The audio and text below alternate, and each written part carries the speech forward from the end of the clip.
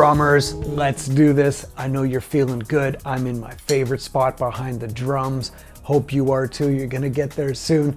We all share this crazy obsession. We are the crazy ones. We are blessed to be able to experience the rhythm, to get to play the drums, to get a little bit better every day and experience this journey. It's not a destination, it's who we become along the way as we get to become our best selves through drumming. This is so cool. I'm so glad you're on the path with me. So I'm going to share with you an episode where I guested on an awesome podcast called The Drummer's Pathway with Michael Scott. And the best podcasts that I'm a fan of are two people that are on a journey to get better and where we take you, the listener, on the journey with us, where we all improve, we all learn, we all have fun, and we all celebrate the joy and the challenges that is drumming. So this was so much fun. We uncovered how to unlock your voice through the drums and these things that get in our way, how to really break through the challenges and the doubts and things like imposter syndrome, where you eventually can believe in yourself and believe in what makes you unique and express it on the drums and grow a little bit every day. So let's have some fun on this episode of the Drummer's Pathway podcast with Michael Scott. Connect with me at chrislesso.com. Let me know what you want to see on my LTR podcast. I always have amazing guests and we explore everything to do with drumming and life and unleashing your confidence. Let's have some fun. Drum with passion. That's actually one of the first things that you said to me was that you need to share your story and you need to not worry about reaching an audience per se, because everyone has a story to tell and someone out there who you may never know is looking to hear that story as an incentive for them to better themselves in their life, their career, or their journey as a drummer. Mm-hmm. Yes, and our mutual mentor, Mr. Dom Famulero, beautiful, amazing human, amazing drummer, such an impact on the world of drummers and people such as us and others. And he always said to me, he said, great people serve. Great people serve. So attach this to, yeah, again, like if there's one person out there that you can uplift through the power of drumming and music, then you know you're tapping into something greater. And Dom also said to me, he said the fuel has to be enthusiasm and fun. And you know that's infectious. Like if you ever met Dom or someone or drummers in general, look who you got behind you, Stuart Copeland, the Police. Yes. You ever heard, or Steve Gadd, ever heard them talk? Yeah. Like, check this out. Look at this pattern. Look at this thing I discovered, right? Sharing enthusiasm and fun. Rick Gratton actually once said to me, one of the best ways to learn about someone's playing style is to watch an interview with them with the sound turned off. Wow, an interview with them. Yeah, he said, so find an interview on YouTube of a drummer or anyone that you admire, turn the sound off, and just watch their mannerisms and how they move. And that is going to reflect how that translates into their playing or their creative style, because it's an element of their personality. Well, if you ever saw me, I'm going to do this a lot. And Rick Gratton, by the way, I saw him do a few drum events so I grew up in Barrie, which was a small town when I grew up there, just north of Toronto. And yeah, he came to this awesome store and he did many drum events there, and he was like tearing the room up.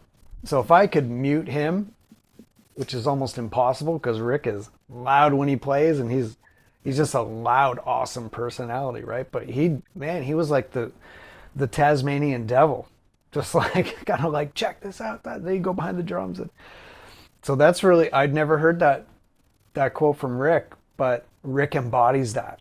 You know, he's just a ball of energy and enthusiasm. Yeah, 100%. And one of the other things that I got from Rick that always resonated with me is that everything you ever try and do is going to be a challenge when you tell yourself this is difficult. So what you need to do is that you need to change your thought process and say to yourself, what if I could actually do this? And by telling yourself, what if I actually could do this? It actually empowers you to now embrace the challenge with a completely different perspective.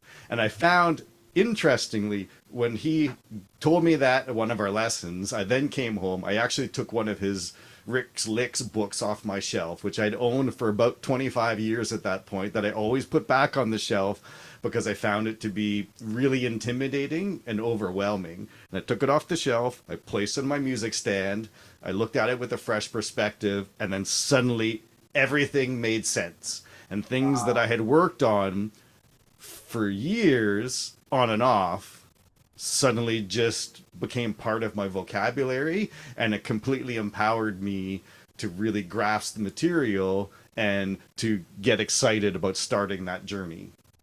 Excited. And I love what you said there, Michael. It's like if you had given up, you never would have had that breakthrough. So sometimes the progress is like this, like this, like this, like this, like this, and then it explodes. And yeah, you pick that thing up off out of your stack of books that you haven't looked at in a while, and all of a sudden it unlocks. And that's what you said about the mindset part of it and the heart set part of drumming, which is a big part of what I do, LTR, life through rhythm. So it's not, we're not playing drums, it's that we are the drums. We must embody the instrument. We must become the instrument. Miles Davis had this great saying. He's like, I can tell how a person is going to play by the way they stand, which is very close to what Rick Ratton said. Mute them as they talk, and I can tell how they're going to sound on the instrument. Miles Davis said essentially the same thing decades earlier, right? So Mm-hmm. it's like what we think about, our inner dialogue, what we tell ourselves, the things we believe. Is this a challenge, or is this going to defeat me? Like, what's your belief system? Can I do that? And what you said about questions, asking the right questions. So I love what you said, Michael. What if?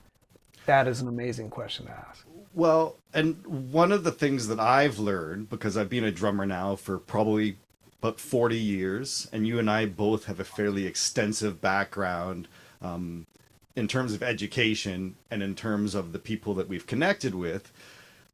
But one of the things that I really have realized probably over the last 10 years is that it wasn't until later on in my drumming journey that I actually learned how to be a student.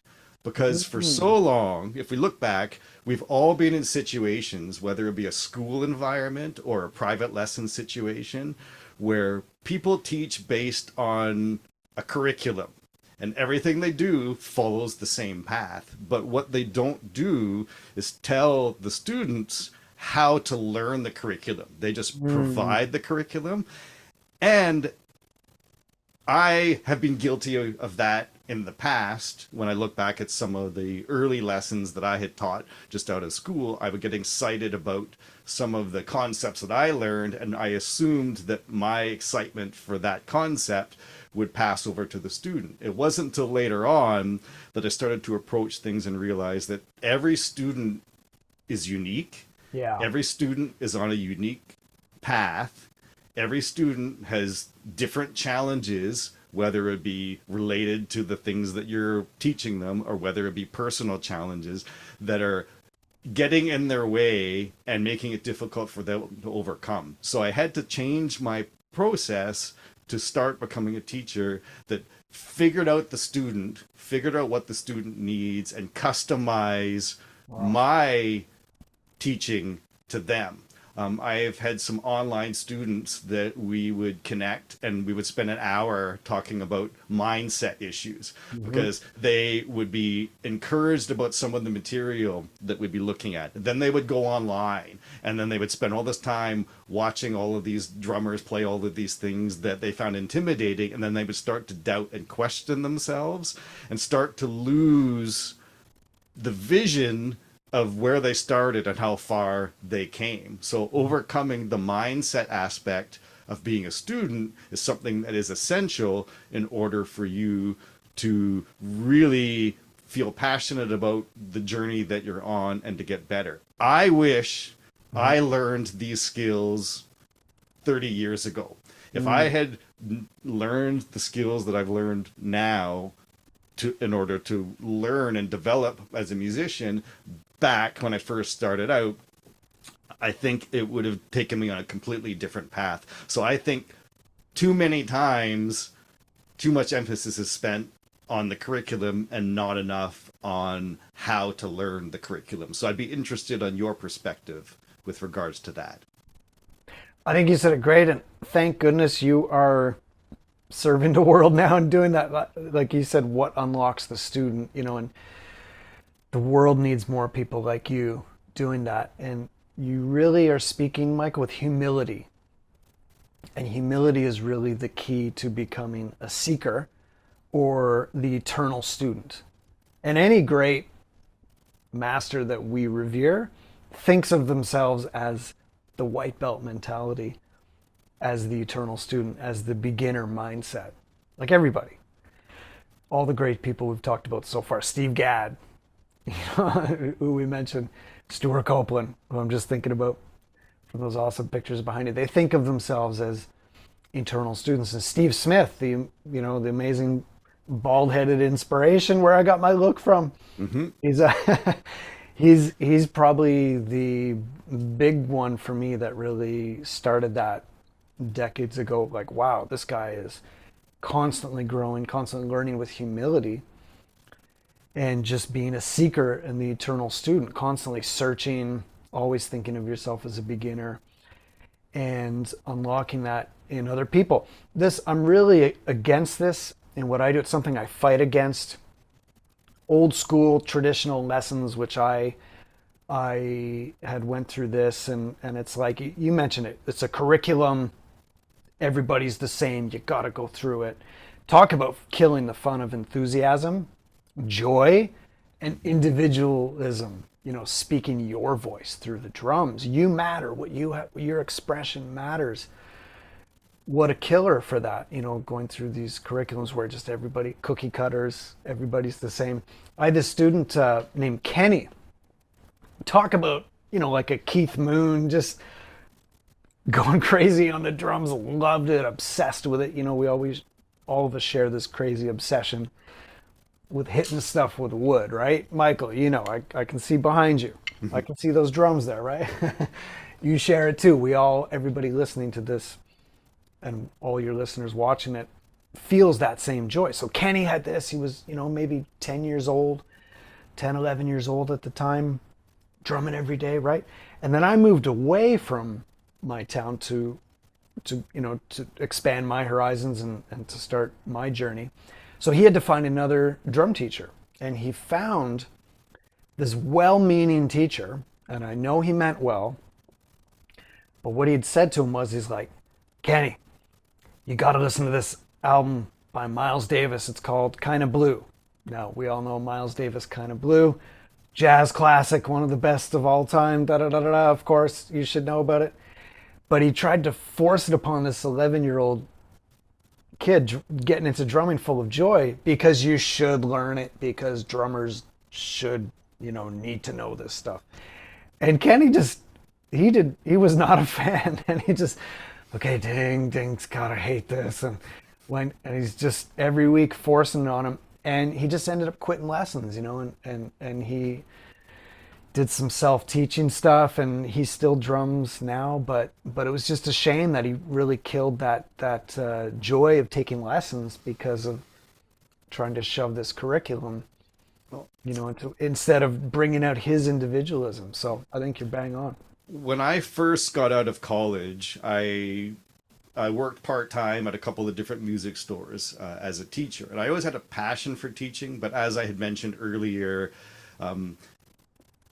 I would fall into the habits of being really excited about the things that excited me and go under the assumption that it would excite the students. And in many cases it did, but I had to adjust that. And over time, I found I had to step away from teaching because I got to the point where I was falling into that curriculum path.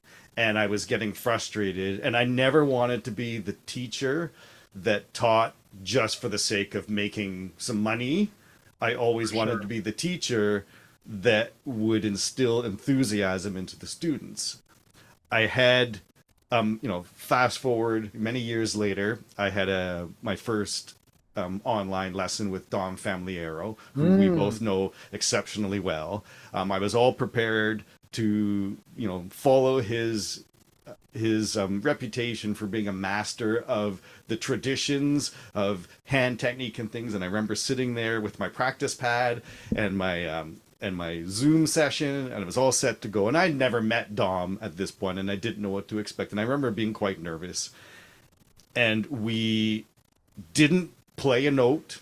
We didn't Mm. touch the drumsticks. We spent an hour talking about me. And I remember getting emotionally overwhelmed afterwards and reflecting on the fact that one of the things that he said to me was, I know you've been away from teaching for a while, but you have a skill set and a passion for education. So you need to figure out what that means to you, and you need to get back into education. That doesn't necessarily mean get a job working in a music store and get back into that, but you need to find a way to find you need to find a way to put that passion back into education, because there are too many people that are teaching that are doing it for the wrong reasons, because For sure. it's about the student, it's not always about the teacher. So I reflected upon that, and then ironically a couple of weeks later, a friend of mine who ran a music school had contacted me, and they needed a replacement drum teacher. And so at that point, I was interested in it, but I didn't want to take on 4 nights a week when I had just made some changes in my life that allowed me time to pursue some different options. And so I said, well, I'll do 2 nights a week, but I'm 100% okay if you hire someone else, if you need someone to teach 4 nights a week. And he said, nope, what 2 nights do you want? You get the 2 nights, you want to hire someone else because I want you. So I felt encouraged about that. And I still remember the very first lesson. I went in, I was really nervous because I hadn't done this in a while, but I went in with a new skill set and a new mindset. So I was prepared for this. Mm. The door opened, and in comes the room, my first new student. He's in a wheelchair, and Wow. his mom wheels him into the studio, and she says to me, "This is Ben. He he's he's 12. He thinks he's 15. Good luck." And then walked out of the room. And I thought, Wow. "Oh my God, what have I got myself into?" And I looked at this and I thought, this is going to be a challenge. What I ended up doing was having a conversation with them. What I learned was what made him passionate about learning to play the drums. I asked him about some of the teachers that he had previously. I asked him about some of the goals that he had. And what I discovered was this is someone that a lot of people look at with a huge amount of physical limitations that, yes, he was aware of, but the problem that we had in that situation is that everyone else limited him because of their perception of the things that he couldn't do.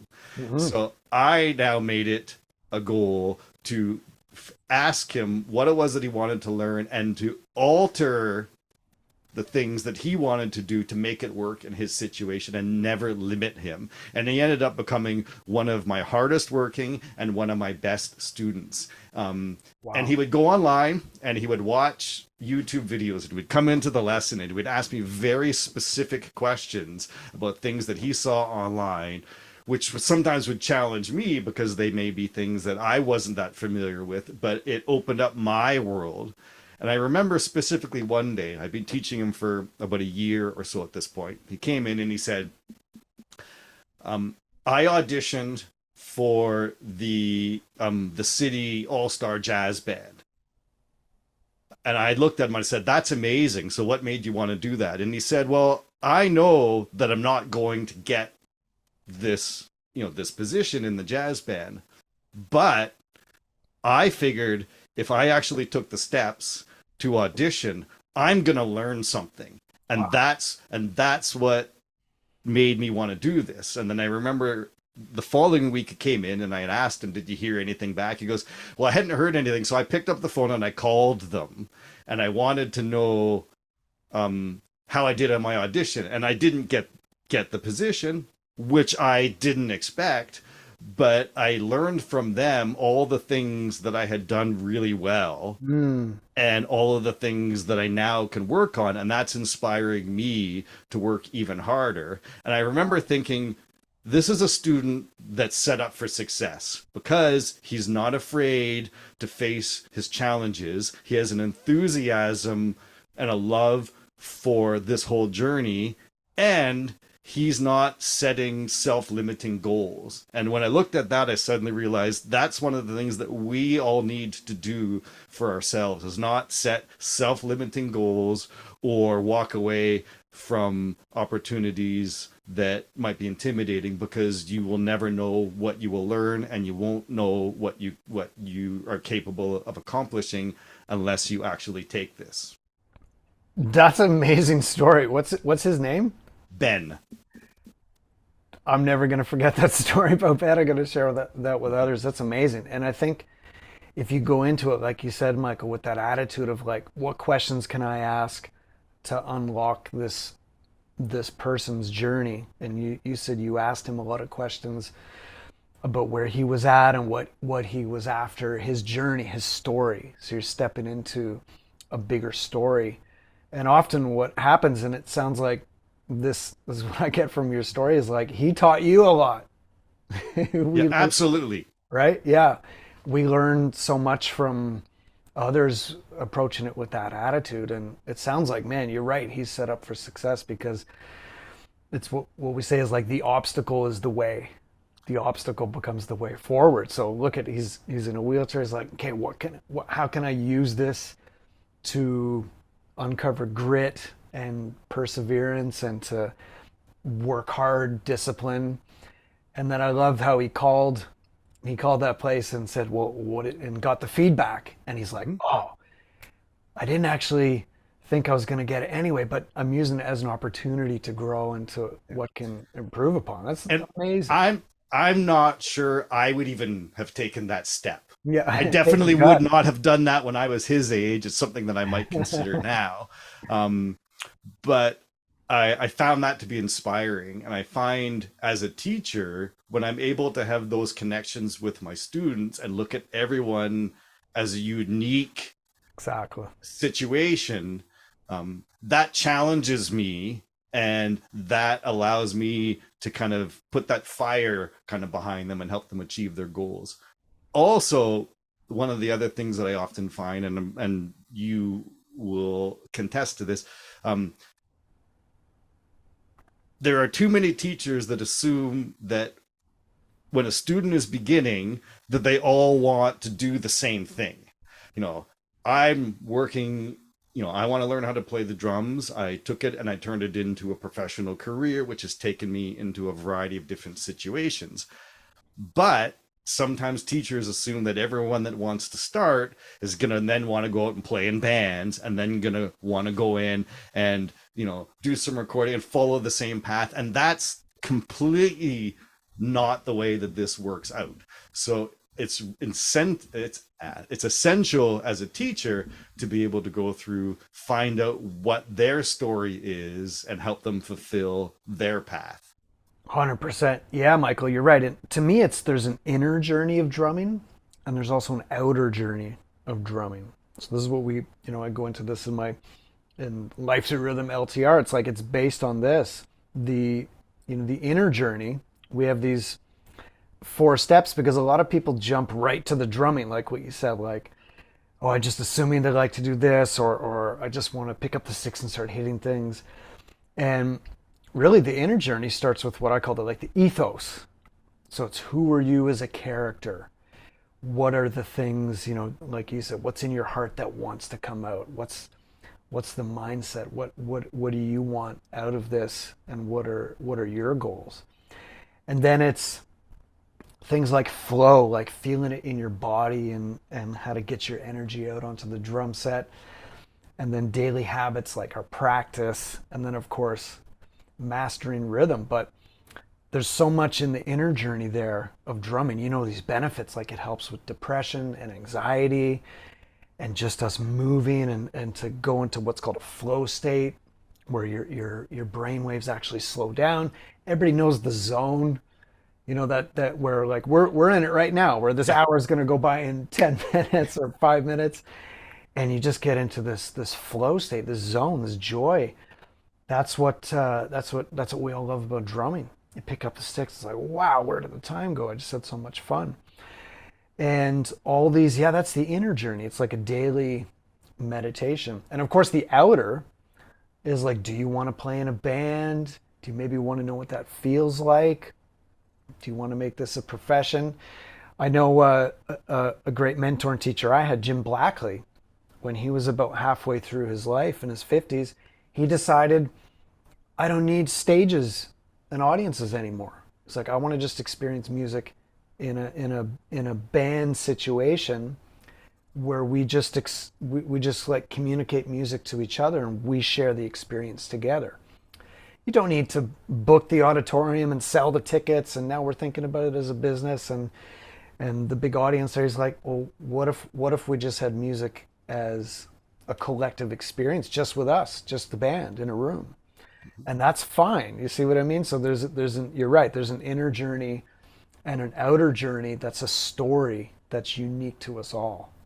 Now, Jim Blackley was considered to be a guru in the industry as an educational master who went on to write 5 outstanding books, but also had a very different approach in terms of the way that he would teach. I know you studied with him for a while. I was fortunate to spend a year with him close to the end of his life. Right. And I found it to be very profound. And I would often find that sometimes in those situations, it was almost like you were going to the gym, because the workout that he gave you was so mentally draining at times and exhausting that it wasn't until you were halfway home from your lesson, because he was in Barrie at the time, and so I was coming in from Hamilton, so it's an hour and a half drive. Mm-hmm. But it wasn't until I was halfway home that the impact of those lessons actually would kick in.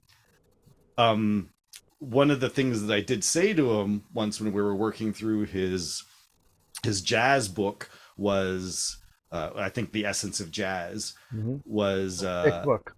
yeah, Yeah. um, was what I was curious about, what order he taught students in, because I found we were jumping around things a lot. We Mm. would kind of do an exercise, and then we would go to somewhere else in the book, and then we would come back. And traditionally, when teachers are working through a book, they start at the beginning and they work their way through. But he was moving around a lot, so I asked him what his method or his approach was for that, and he didn't answer me. What he kind of said was, he goes, I have a plan, but he would never tell me what the plan was. And at that point, what I realized was he's customizing the experience based Yeah. on what he sees you need, but he won't tell you what you need. He wants you, through the experience, to embrace that and figure that out. Once you're able to figure out that lesson, then you've embraced the lesson. But if everyone gives you the tools, then you never really get the full experience. And so I would be interested in what your experience was when you studied with Jim Blackley. It's a journey, right? There's, that old maxim. It's who you become on. It's not the destination. It's like who you become on the journey. And I think he really understood that. And his son, Kasha Blackley, you'll Yep. see on Facebook, there's something called the Jim Blackley Appreciation page, and you'll see people that write much like what you said. I studied with Jim in the 70s, because Jim, of course, did it for decades. I studied with Jim in the 70s, and I still think about these lessons that he imparted upon me, or the experience of the journey. And yeah, you're right. It would be mentally draining, but also very soulfully draining, and draining of the heart and the soul and the mind and everything, and the drumming too, because it was very, he'd get you to slow down and just really focus. And so you're right. I remember leaving those lessons too, like, whew, wow, I'm gonna take a moment and digest that a little bit. But just, you see all these drummers sharing these same stories of like, wow, like decades later. And yeah, that's how it was for me. I remember, I think everybody has this experience with Jimmy. He goes, all right, lad, play, play something. And you literally play for 30 seconds. It's like, all right. And he knows right there how to customize it for you and where to take you on the journey where you're obviously he's not just telling you things and feeding you information. He's asking questions and getting you to try things and where you uncover your own personalized journey yourself. And that's really the key. It's unlocking that growth in yourself. I remember about halfway through my experience with Jim, I had come home. I was particularly overwhelmed and frustrated because I felt like I hadn't demonstrated the time that I had really put into this exercise, and I felt my lesson didn't go well. And the lessons used to be 2 to 2.5 hours long, so Mm-hmm. I think people are used to 30-minute lessons, where this is a really long experience. So if you're struggling for a long A time. lot of time, yeah. Um, and I remember coming home and getting really emotional, really overwhelmed, and I felt like I was failing him. Mm-hmm. And and a couple of days later, I had wrote him an email, and I expressed myself in the email about how obvious it was to him that I was struggling with this material, but that I was very committed to this, and I had dedicated a lot of time and things into them. But this was just something I was finding to be a real challenge. And so I kind of said to him, it's really important for me for you to understand that I'm committed to this, and I really value this experience, and I'm willing to do whatever it takes to get this. And a couple of days later, his son sent me an email and told me how moved his father was by this, and that Wow. his son, or that his dad completely believes in his students, and he sees value Mm-hmm. in his students, and this is just all part of the process, and that I was not unique in this situation Mm-hmm. going through this. And I remember going to my next lesson. The lessons were once a month, so I Yeah. remember going to my next lesson, and Jim greeted me at the door, and he told me how moved he was by my message, and he hugged me, which Wow. felt like I had reached the top of Mount Everest, and that there was hope for me, and that my journey was not yet done. I then went down and probably had the most successful lesson I'd ever had with that experience, because I was determined and I was dedicated. But you Wow. are going to run into these challenges in these situations where you're going to struggle, but you have to accept that that's just part of the process, and you can't let that struggle deter you from reaching the vision, the goals and the visions that you have for yourself. Wow. I'm so happy to hear that story of a breakthrough. And the big thing that I like to unlock in people is confidence. Confidence through drumming, confidence to be you. And confidence is earned. Confidence is earned. And I love the connection. Maybe you felt this, Michael, with like stand-up comedians and drumming.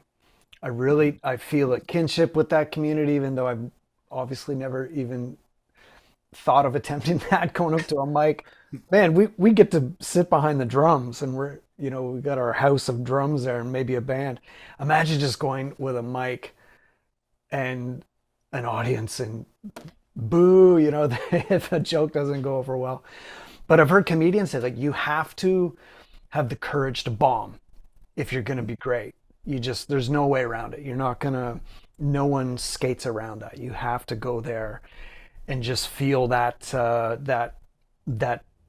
hold your head in your hands. Like Jim Chapin once, I was lucky to spend some time with Chapin, and he said he talked about his moments like that. He's like, why didn't I become a plumber? Oh my gosh, like what am I? I have no business doing that. But if you can break through that and you realize your untapped potential that lives in you, that confidence will come out. And ironically, like that's what drums are all about, man. If you're going ding, ding, a ding, ding, or just Jim Black with the quarter notes, ding, ding, ding, ding, a ding, Steve Gadd, right? Nothing but quarter notes. So like, we call them the go round grooves, back in black, do, ga, do, ta, doom, ta, we will rock you, doom, doom, ta, doom, doom, ta. You don't need to beat the crap out of it, but you do need confidence. You need to own that rhythm, own yourself, own your heart, and own the music. And it's like you're like piloting a 747 jet. Like everybody there needs to know, oh, this person's taking us there to the on the journey, right? And that's unlocking that confidence. You can't, everybody will feel it if you're like, oh, I'm not sure. You're playing and the band's like, it's not quite there. The audience, it's not quite there. It's got to have that confidence. And I remember this great story about Jim Keltner. You, of course, are probably a fan of Jim Keltner. If you, Absolutely. yeah, of course. And if anybody doesn't know who Jim Keltner is, he's a legend. Check him out, listen to him. And there's this story. I love this story. So he was on the cover of Modern Drummer back in the early days of Modern Drummer. And it's a blue cover. I don't know what year it was, but you could find out. And it was his first cover. And he tells the story. He felt imposter syndrome. And imposter syndrome is part of the journey to confidence. So again, that stand-up comedian that's like, I have no business being here. Who am I? Maybe I'm this person. You're trying to find yourself, right? And that journey's tough, but what's on the other side is beautiful because it's your confidence that you own for life. No one can ever take it away from you. But Jim was on this, even though he's on the cover of Modern Drummer and he played with Steely Dan and these bands, he was feeling imposter syndrome because he's on the cover of Modern Drummer, but he's like, you got Terry Bozzio, you got Vinnie Colaiuta, you got all these drummers that are Dave Weckl playing stuff that he's like, I don't even know how to play that stuff and I can't do that stuff and that's not me. He's like, Jim Keltner plays simpler stuff. Like he does a different expression, right? But there he is on the cover of Modern Drummer. He's like, I'm in a world of Terry Bozzios and Dave Weckls and Vinnie Colaiutas. I have no business being on the cover. And he felt this deep inadequacy and this imposter syndrome. Like, who am I? Oh, and looking for his confidence, much like what you said. You're in that lesson, like I know I'm capable of more, and you're going through that turmoil, right? You're going through that journey, and he stuck with it.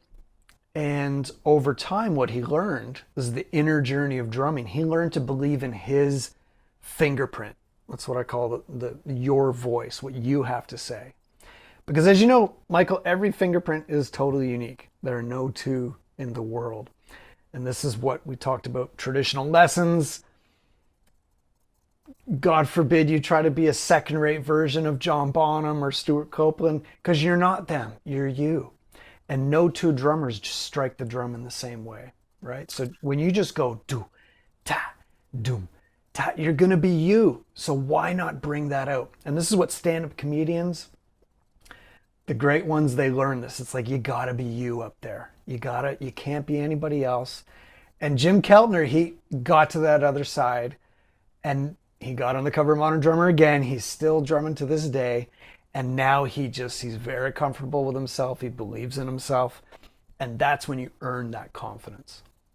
Well, I think one of the biggest challenges for breaking your confidence is one's tendency to gravitate towards competition. And what we need to do is we need to look at ourselves and not compare ourselves to the others, but look at others and become part of the community. For me, one of the most valuable things that has happened to me, particularly over the last 10 years, was not dealing with the comparison and the challenges that I had always struggled with on that end, but expanding my community. We're humans, so there's always going to be those moments of which we look towards other things and that intimidation aspect comes into play. But now what I do is I look at the people that I have opened up into my community, and many of them are legends and mentors to me, but it's opened up this whole new world. It doesn't mean because I have those connections that I'm better than someone else. That doesn't mean anything at all, but it just means that I'm now part of a family. Hmm. And being part of a family or part of a community is means that we could all be cheerleaders for each other and excel and celebrate everyone's capabilities to be unique. I was also fortunate to be able to take some lessons with David Garibaldi, who has one Mm. of the most sort of unique Cool. voices in the industry. And they were probably some of the most challenging lessons I ever had.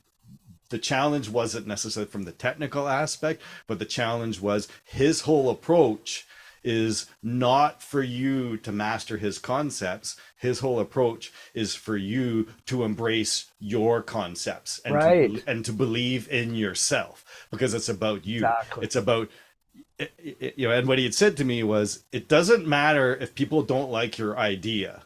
If you come up with an idea that speaks to you, that is representative of your creative voice, and you need to take that and you need to develop that and push that further.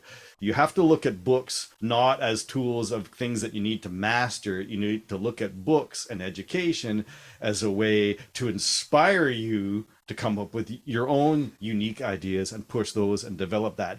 And as a student, one of the things that I find sometimes to be a struggle is that too often you get caught up in trying to be successful at the methods and the exercises that are put in front of you, that you actually begin to lose yourself and your own unique identity. So you have to go through those steps in order to come back out and to find your voice again.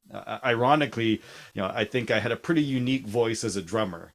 The more schooled I got, I tended to get further away from that for a while, but my Exactly. skill set improved significantly and my confidence improved significantly. Once I developed that confidence, I was then now able to go back to embrace the Hmm. things that spoke to me as a drummer, that made me special and unique, because we're all unique and we're all special. And now I'm embracing me and the things that I have to offer as the things that I find to be exciting as a player.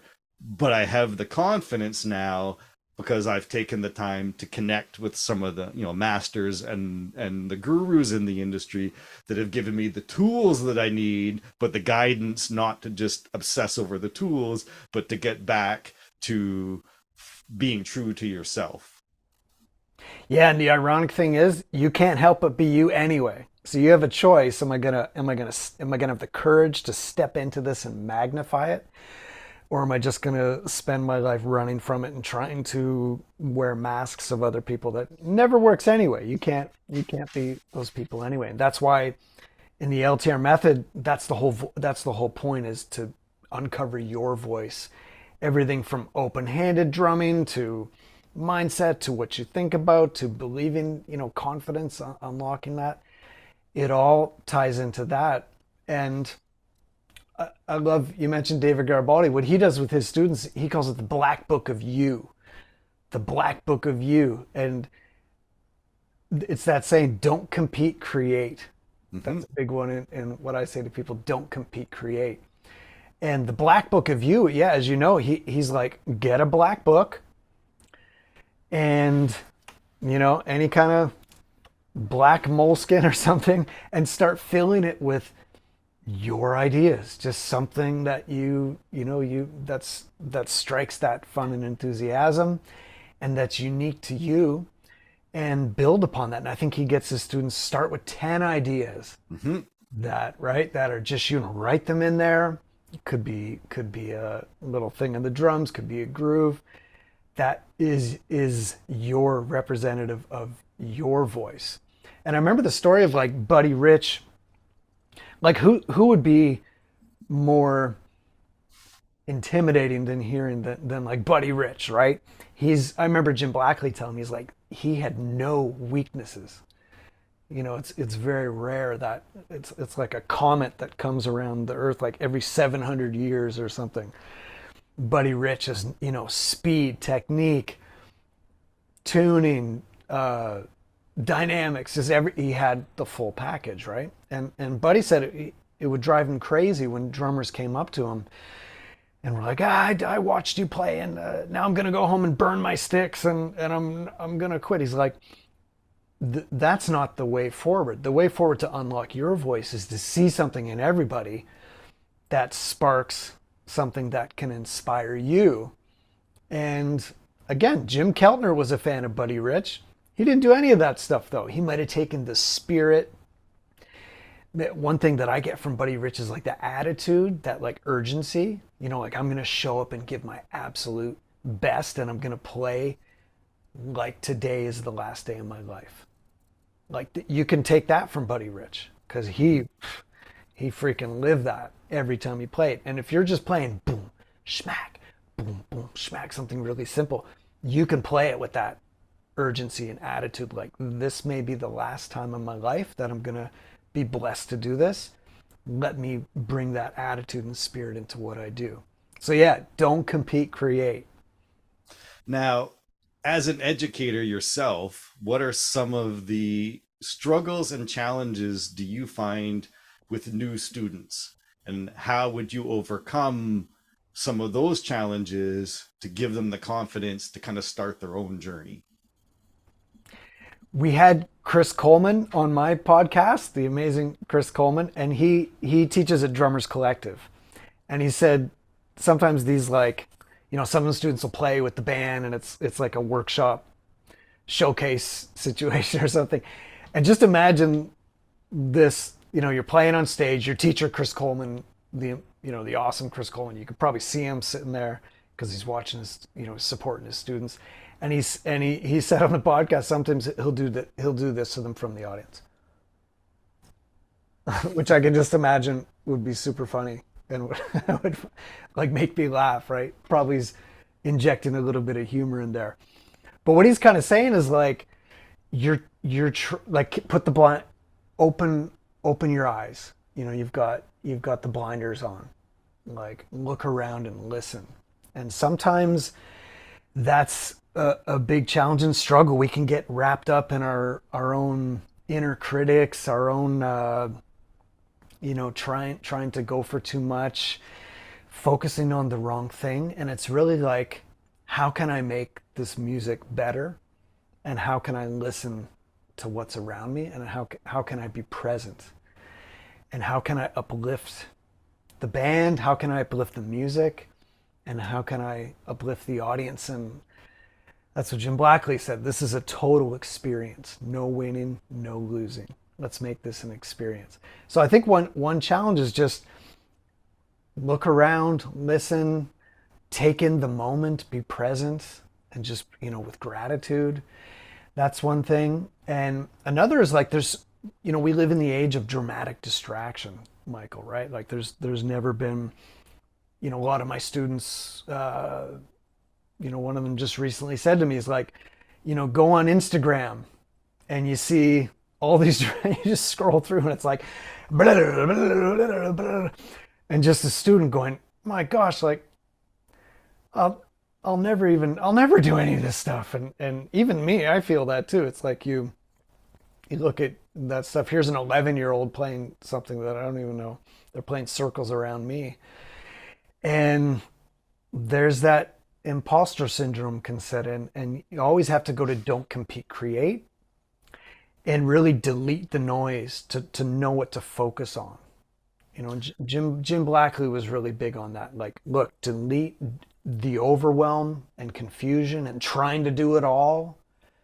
Really focus on the essentialism. Like, focus on less things, but do it better. One of the things that I struggle with sometimes with regards to social media is the trend now is cover videos, and where people will kind of go on, they'll pick a song that they love and they admire, and then they make a video of them playing along with it. And I really respect the talents and the capabilities that people have to go through and do this. And there's been some exceptionally talented performers, basically doing these cover videos.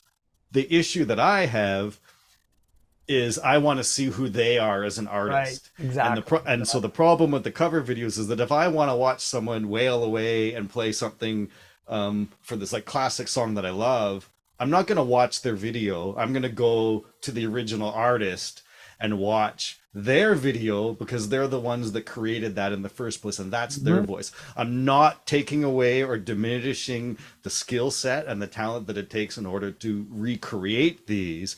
But I think too many times it's all about presenting polish. And what I would rather see is present creativity, present who you are, and don't be afraid to present things that aren't polished because life and journeys are not polished and they're not perfection. We all have to go through these. And I find a lot of times I love seeing videos that people post of them struggling with the concept or implementing a new idea that they've just learned but they haven't quite mastered, but they're being brave and taking that time to expose that part of their journey. And I find that to be what inspires me. I agree, and it's a journey, and you gotta earn that confidence through having the courage to step in the arena. You know the great Theodore Roosevelt speech, "In the arena." I have it behind me. I have all my students check it out. It's basically it's not the critic who counts on the sidelines, you know, criticizing criticizing but not doing anything. It's the person in the arena with blood and sweat and dust on them actually struggling. And that's why what I teach is to be undeniable. Like, be undeniable. And that's my mission and what I do. And that's like what we were just talking about, like delete the unessential, and what you're left is your essence, and to bring that out. And if you do that, not everybody's going to be a fan of what you do. And that shows you're actually on the right path. And there's a great metaphor I have in my book, the Michelangelo metaphor.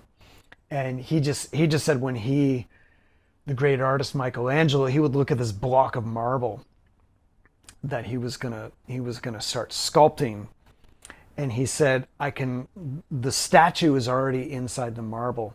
All I'm doing is chipping away at the unessential and revealing a statue that's already in there. So I agree. That's the mission that we're on, is to be undeniably you. And yeah, the cover songs and all that, that's great. That's part of the journey. Like you said, getting the skill set, that can be a piece of it. But to get stuck there, I think is to get stuck in mediocrity. And mediocrity is not being undeniable. And sometimes I go to John Bonham because I know I went through my John Bonham phase, and I'm probably still in my John Bonham phase, but just so many people get stuck in "Oh, I'm going to set my drums up like him and get the same cymbals as him and try to sound like him." But the great thing about John Bonham was he stepped out to be him. He stole a little bit from this player, stole a little bit from that player. His favorite players were, Buddy Rich and Joe Morello, Gene Krupa, Ginger Baker, and he took a little bit from all of them and eventually stepped out, as we said, into the arena to be him. And that's the great thing. Sometimes I think it takes a while to get about John Bonham. It's like, yeah, you're doing a great imitation of John Bonham, but look what he did. He was him. That was his great accomplishment. So And you be you. and what people don't always realize is that John Bonham's doing his imitation of the people that inspired him in the first place. So it's often said that in order to really truly learn someone's style that you admire, you have to look at who inspired them in the first place, which comes back to the whole concept Yeah. of community. It's not about Right. competition, it's about community because we all learn from each other. And everyone's success, regardless of what level they're at or where they are in their journey, is going to inspire someone else along with their part of their journey.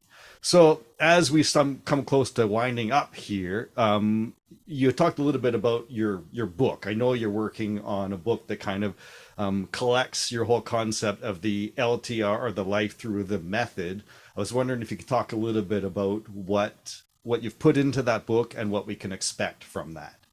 Yeah, it's the book that I wanted to see and I want out there. So you got to write it yourself sometimes, right? Like if there's a piece of music or a book or film or something or a piece of art, it's like create it yourself. That's a duty, I think. If something wants to come out of you, something wants to be created, make it happen. Whether it's a podcast, a book, a band, if you want to see it, like, do it, right? It's what you always want to see out there. So that's really it. And you said community, Michael. You nailed it.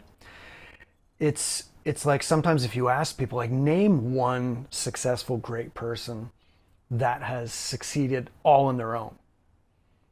And someone may think about it and say, Abraham Lincoln, or John Bonham, or Muhammad Ali, or the Beatles, or or Mozart, or Einstein. You could think of throwing out these geniuses and great people. They've accomplished these incredible things that they seem like they were just born, Michael Jordan, whoever it is.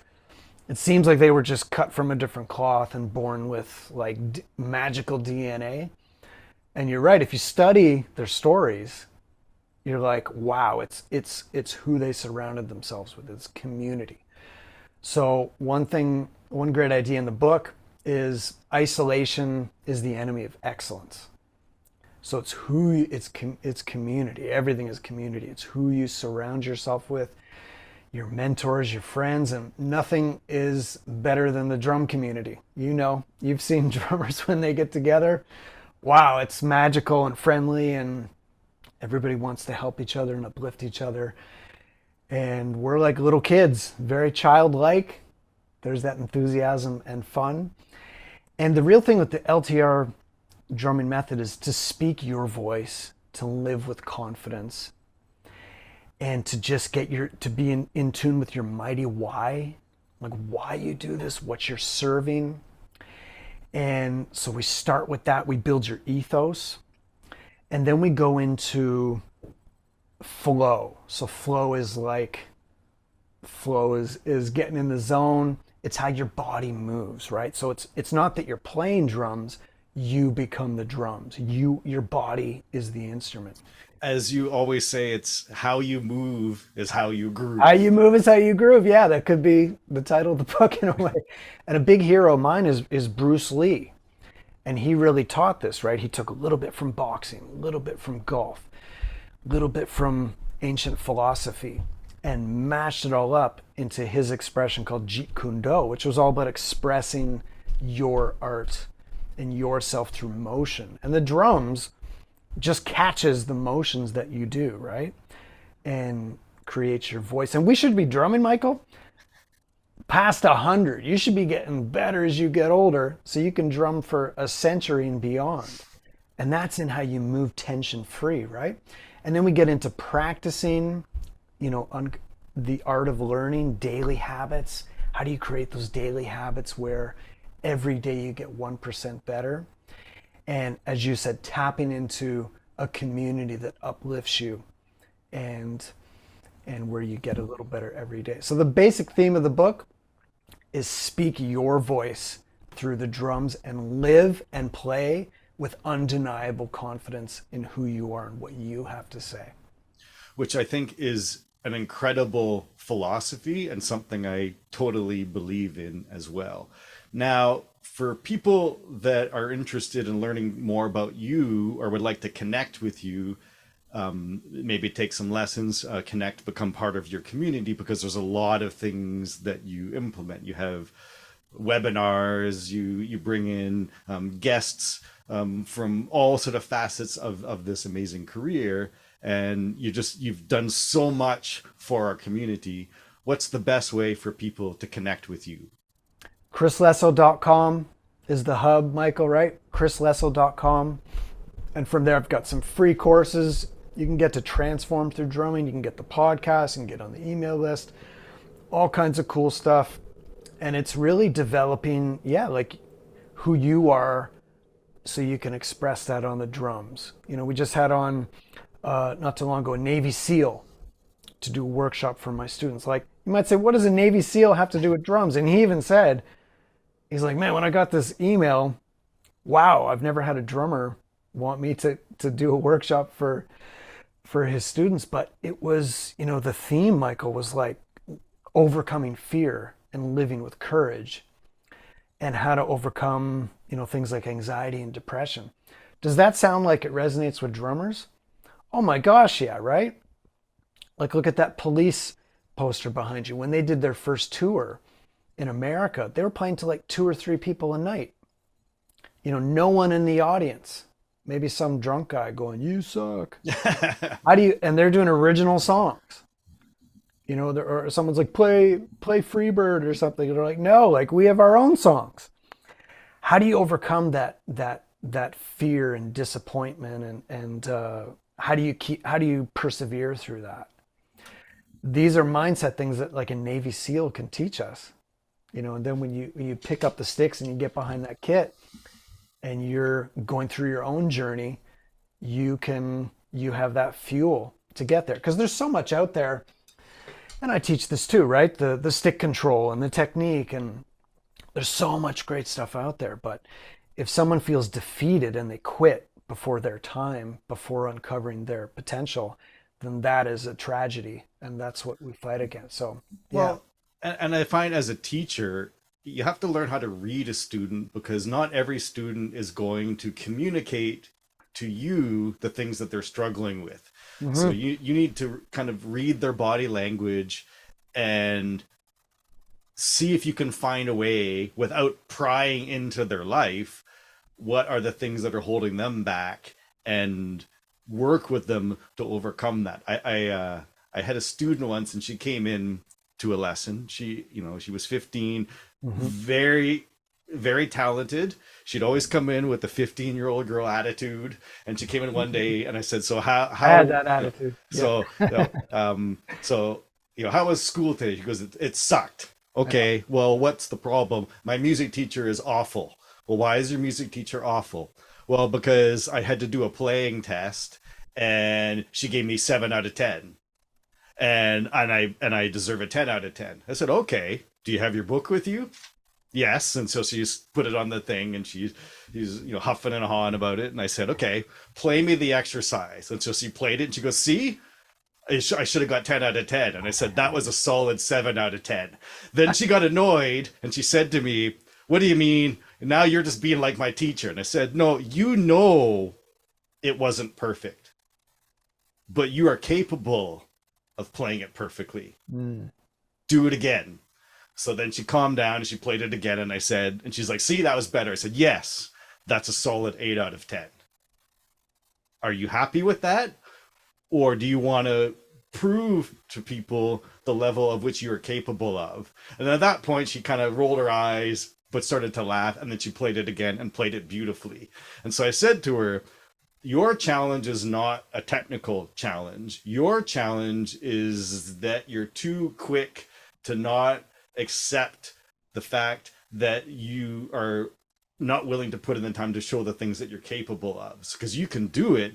You just need to give yourself the permission to slow down, reassess, and then do that again." And after that, she became one of my best students, because I had to kind of challenge her on that, and in terms of changing her mindset. So that's one of the things that I find as a teacher that can bring me a lot of joy, is when you make those breakthroughs. Yeah, it's a journey, right, Michael? Exactly. And the word challenge is what it is, and it is a challenge to step in the arena and and bring out your untapped potential and to live that. And let's think of it this way: there's like the character Two-Faced in Batman. So I Mm-hmm. refer him in my book. Uh, uh, there's almost like two sides to it, and one side is humility. So it sounds like her lesson there was humility, right? Like, Mm-hmm. okay, maybe there is something I can improve on. Maybe my teacher had a little bit of a point. I could get better in this little area to take it to a 10. But the flip side of that is confidence and belief in yourself, right? Like, I'm a 10 out of 10. I call this the Kanye factor, right? If you know Kanye West, Yep. like how freaking confident he was. There's a great documentary on Netflix on him before he succeeded. And it's like he's taken his demo into record companies, and everybody's like, yeah, yeah, yeah. You're that producer that he'd done some beats for different artists and stuff, but no one knew him as an artist or a rapper. And just the belief, like, I'm an 11 out of 10. and you're lucky to be around me, and I'm gonna, you know, prove the world wrong and show them what I'm capable of. So that's the confidence, right? There's this story I remember of this guy going in to give motivational talks, and he went into schools to about the 15-year-old range, right? And he was going to teach humility in leadership, right? Probably the number one quality of a leader, have humility. But this was an inner city school, very, very economically challenged in a rough area of town. And he said he went to the classroom, Michael, and he looked at the kids, and he's all ready to give this talk on humility, right? And he sees these kids like slumped over in their chairs, just like fearful, not believing in themselves. Someone asked a question like, "Oh, is it, you know?" In this kind of timid voice, and he flipped it right there. He's like, "I got to give these guys a speech on confidence, on believing in yourself, and a little bit of that. You know what? I am a 10 out of 10, and you may not see it, and you may have just given me a 7 out of 10, but I know I'm a 10 out of 10." And so I think drumming needs to have both. It's like that two-faced thing, right? Like the yin yang. It's like one side, yeah, humility, but the other side, like, you know, you can do this. You know you're a 10 out of 10. Show the world through the drums and in life and in your every action what you can be. It is inside you. I think that's a fantastic place to end. It is. So it's always a pleasure to connect with you, and I'm really looking forward to picking up your book once it comes out. So please keep me posted, and I will make sure that once everything is ready, I will promote and get the word out as well too. So I hope that 2023 is an exceptional year for you, and we will connect again soon. Absolutely. ChrisLesso.com. Anybody can connect with me. That's where you connect with me. And let's keep building on it every day. Play with drum with passion, man. Keep going. Excellent. So all the best. Awesome. I'll see you soon, my friend. Yeah, you take care.